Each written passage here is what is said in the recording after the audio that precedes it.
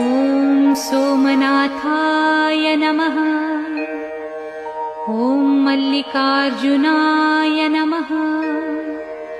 ॐ महाकालेश्वराय नमः। ॐ ओंकारेश्वराय नमः। ॐ वैद्यनाथाय नमः। ॐ भीमशंकराय नमः। ॐ रामेश्वराय नमः। ॐ नागेश्वराय नमः। ॐ विश्वेश्वराय नमः। ॐ त्र्यंबकेश्वराय नमः। ॐ केदारेश्वराय नमः। ॐ भस्मेश्वराय नमः।